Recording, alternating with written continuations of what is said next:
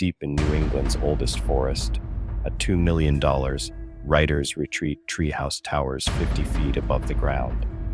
Tonight, one guest will discover its true purpose through its observation points.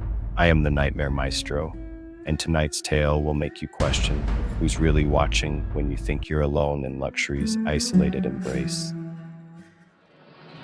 Gravel crunched beneath Emily's boots as she followed James along the winding path through Vermont's dense maple forest. Her rolling suitcase caught on every root and stone, but she barely noticed, transfixed by the structure that loomed above them.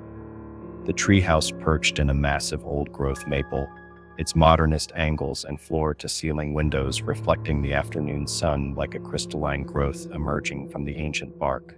James gestured proudly at the spiral staircase wrapping around the trunk. Solar panels for power, satellite internet, heated floors, everything a writer needs. His contractor's pride showed in every detail he pointed out, from the reinforced support beams to the state-of-the-art security system. The trapdoor entrance has a keypad lock. You'll be the only one with the code. Emily's fingers traced the smooth wooden railing as they ascended. 50 feet up, the platform offered a breathtaking view of the surrounding forest. The treehouse itself was a masterpiece of design, an octagonal structure with windows on all sides, yet strategically placed mirrors and wooden slats provided privacy. Inside, warm wood tones and minimalist furniture created the perfect writer's retreat.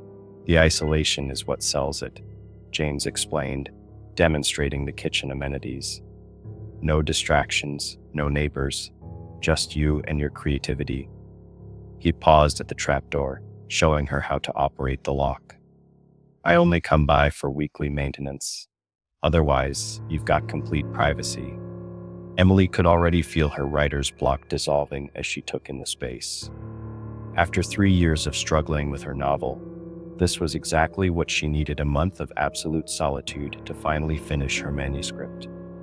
As James descended the stairs, she didn't notice how his eyes lingered on the mirrors, or the way he smiled when she settled at the desk, perfectly framed in the window.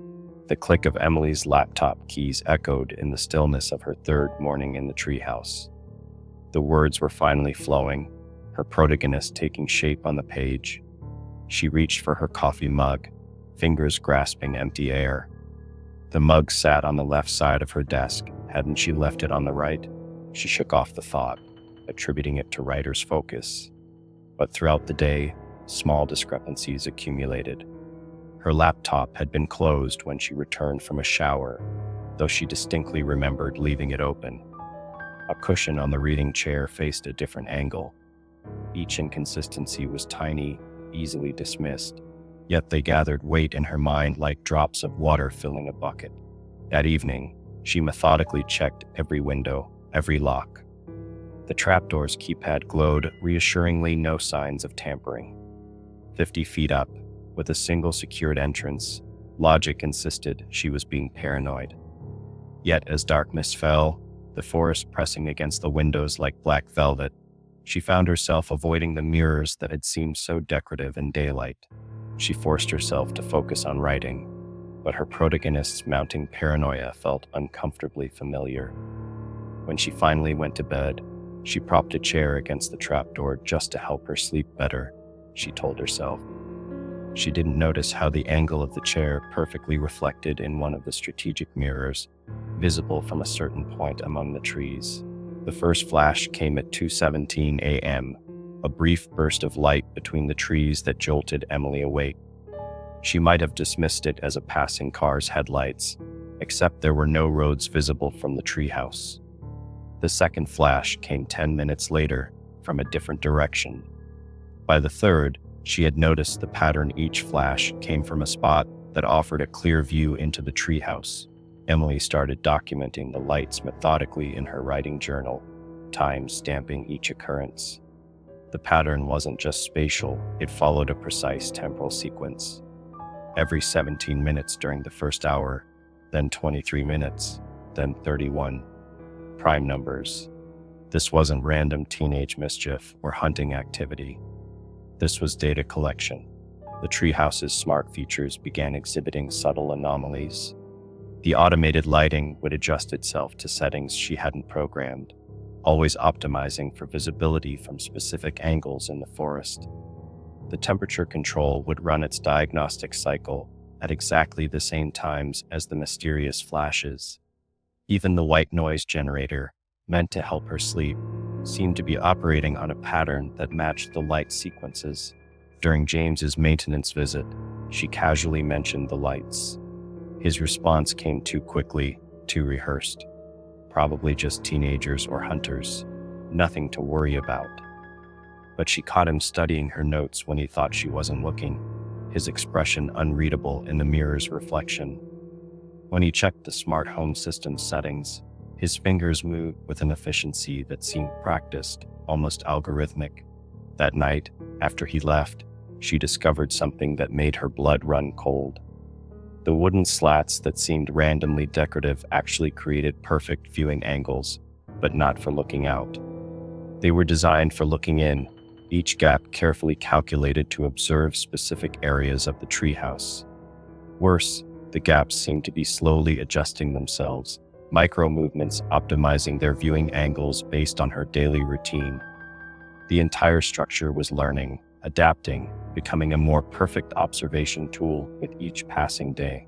Her laptop's camera light blinked once, though the computer was closed. The smart thermostat displayed a temperature of 17.23 degrees Celsius, the same numbers as the light sequence pattern. The entire treehouse wasn't just an elaborate blind. It was an integrated surveillance system disguised as modern convenience, and she was helping it learn.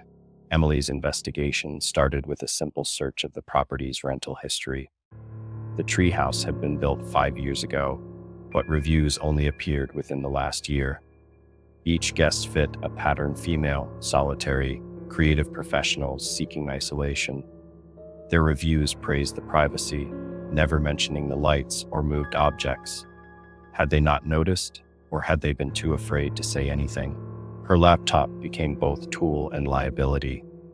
Each time she left the treehouse, she returned to find signs it had been accessed, browser history cleared, document timestamps changed, but it went deeper than that.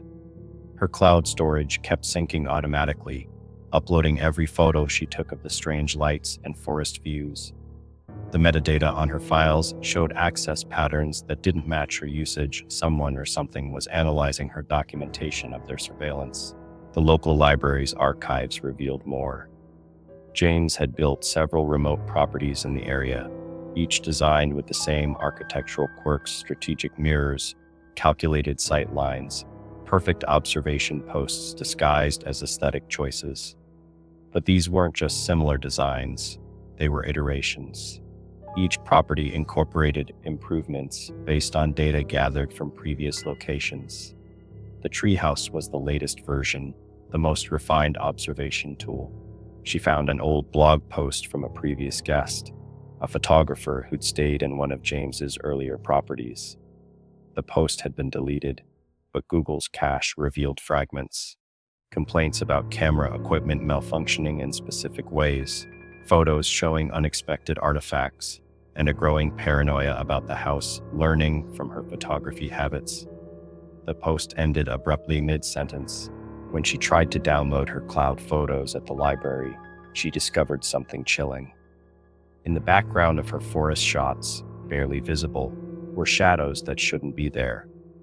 Movements between trees that suggested someone was documenting more than just her investigation. But the most disturbing detail was in the photos' metadata. Some had been taken milliseconds before she pressed the shutter, as if the camera knew in advance when she would take each shot. The sound of the trapdoor's keypad accepting a code jolted Emily awake at midnight. She'd changed the code yesterday, hadn't she? The heavy door began to lift, and she lunged for her phone, only to find the screen black. The power indicator lights on all her devices were dark, though the treehouse's main power still hummed. Someone had selectively disabled her communications while leaving the treehouse's systems running. The smart home display flickered to life, showing her daily routine data, but not just from her stay. The system had been learning her patterns since before she arrived, studying her digital footprint, predicting her behaviors. Her writer's block hadn't brought her here by chance. Her online searches for retreats had been subtly manipulated, leading her to this specific location. Footsteps on the platform outside. Multiple sets, moving with purpose. The mirrors she'd covered with sheets now reflected emergency lights sweeping through the trees below. A voice called up official, authoritative.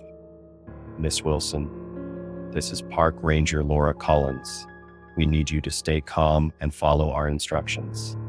But Emily had already discovered the truth about the ranger station. It had been closed for renovations for the past 3 months. Her phone might be dead, but her laptop's camera had been recording automatically to a hidden drive. On the screen, footage showed the real James being arrested 6 months ago, and the man who'd been visiting her wasn't in custody, as the supposed ranger claimed he was visible in her latest forest photos, watching the treehouse from the trees with professional photography gear. The pieces were falling into place with terrifying speed. The treehouse's strategic design, the careful selection of guests, the mysterious lights, it wasn't just about watching the occupants. The entire structure was a sophisticated observation post, and she had stumbled into the middle of something far more complex than simple voyeurism. Each mirror, each carefully placed window, told a story of calculated surveillance and counter-surveillance. The smart home system began cycling through its settings automatically, each adjustment creating optimal observation conditions. The mirrors shifted subtly in their mounts, compensating for the changing light. Even the wood seemed to flex slightly, the entire structure adjusting itself like a living thing waking up. The treehouse wasn't just a tool for observation anymore, it had become the observer. Through the windows, she could see more flashlights converging on the base of the tree. The voice called up again, more insistent this time. But Emily's eyes were fixed on her laptop screen, where the latest automatic backup was still running. In the folder titled Scenic Views, each innocent photo of the forest held shadows within shadows, watchers watching watchers, layers of surveillance she'd never noticed while snapping pictures of sunsets and morning mist. The trapdoor swung open. Through her laptop's camera feed, Emily watched shadows move across the platform. The ranger called up again, her voice carrying an edge of rehearsed concern that matched James's maintenance visit tone perfectly. The real revelation wasn't in what Emily was seeing, it was in what her photos had captured without her realizing. Her cloud backup had created a timeline she'd missed. In every scenic forest shot she'd taken, 2 figures appeared in different locations, one watching the treehouse, another watching the watcher. Her automatic photo backup hadn't just been documenting her stay, it had been recording a deadly game of surveillance. The real James wasn't stalking her at all, he was stalking someone who was stalking her. The laptop's screen flickered, showing footage from 3 days ago.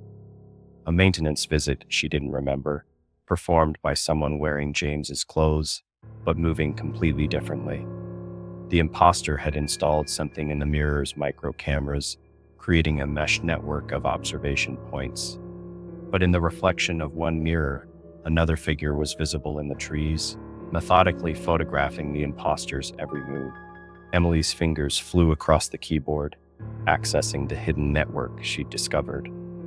The treehouse wasn't designed to watch the guests, it was designed to watch the surrounding forest, while using the guests as cover.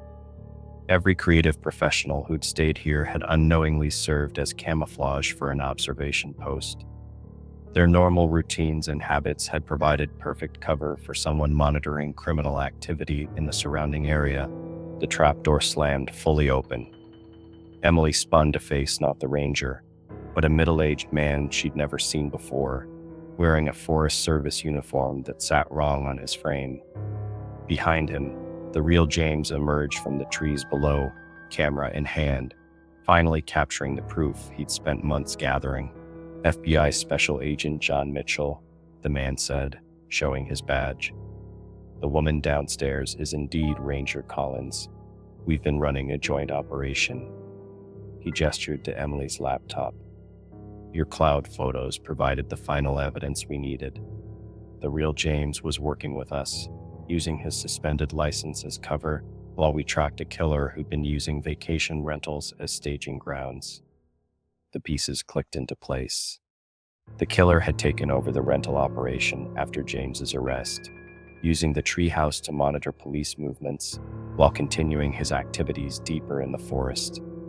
Every guest's normal activities, their routines, their photos, their daily patterns had provided perfect cover for his surveillance. James hadn't been stalking guests.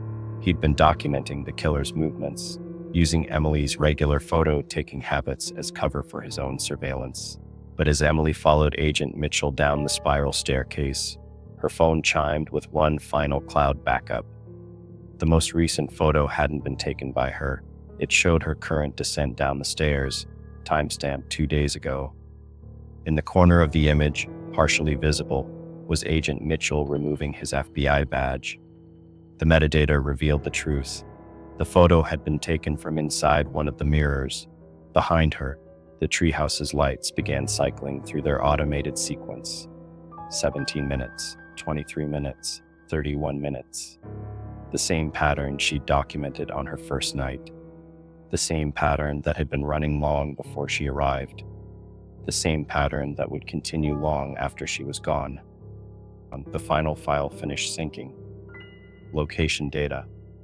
Treehouse number 37. If you've ever felt watched in a place where you should have been alone, share this story with someone who understands that fear, and don't forget to subscribe for more chilling tales from the Nightmare Maestro. Leave a comment below about your own experiences with places that felt wrong in ways you couldn't explain, and join our growing community of horror enthusiasts who know that sometimes the most terrifying stories are the ones that could be true.